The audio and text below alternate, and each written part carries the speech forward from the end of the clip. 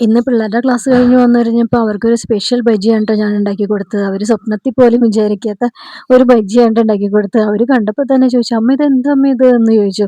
അപ്പൊ ഞാൻ പറഞ്ഞു, "നിങ്ങളെപ്പോഴും പഴംപൊരിയല്ലേ കഴിക്കുന്നത്. അപ്പൊ നിങ്ങളിതൊന്ന് ട്രൈ ചെയ്ത് നോക്ക്" പറഞ്ഞു. അപ്പൊ അവരത് കഴിച്ചു നോക്കി ട്ടോ. അവർക്ക് ഇഷ്ടപ്പെട്ടു. കുഴപ്പമില്ല, ടേസ്റ്റ് ഉണ്ടെന്ന് പറഞ്ഞു. അപ്പൊ ഞാൻ ഇന്ന് അവർക്കൊരു പഴം ബജ്ജിയാണ് ട്ടോ ഉണ്ടാക്കി കൊടുത്തത്. ഏത്തപ്പഴം കൊണ്ട് എപ്പോഴും ഇവിടെ പഴംപൊരിയാ ഉണ്ടാക്കാറ്. അതിൽ നിന്നൊരു വ്യത്യാസം ഇതുവരെ ഉണ്ടായിട്ടില്ല. അപ്പൊ ഇന്ന് എനിക്ക് തല പുകഞ്ഞുകൊണ്ടിരിക്കുകയാണ് ട്ടോ. വൈകുന്നേരം വരുമ്പോൾ ഇവർക്ക് എന്തെന്നാ ചെയ്ത് കൊടുക്കണം. അപ്പൊ എനിക്ക് തോന്നി ഒരു ബജ്ജി പോലെ ഉണ്ടാക്കി നോക്കിയാലോന്ന്. അപ്പൊ ബജ്ജിയുടെ ബാറ്റർ എല്ലാം റെഡിയാക്കി എടുത്തു. കടലമാവില് കുറച്ച് അരിപ്പൊടിയും ചേർത്തിട്ട് മുളക് പൊടിയും കായവും എല്ലാം കൂടി ചേർത്ത് ബാറ്റർ റെഡിയാക്കി എടുത്തിട്ട് പിന്നെ പഴം വലിയ പഴമായിരുന്നു കേട്ടോ. അപ്പോൾ ഞാൻ രണ്ടായിട്ട് മുറിച്ച് ഞാനത് വറുത്തെടുത്തു.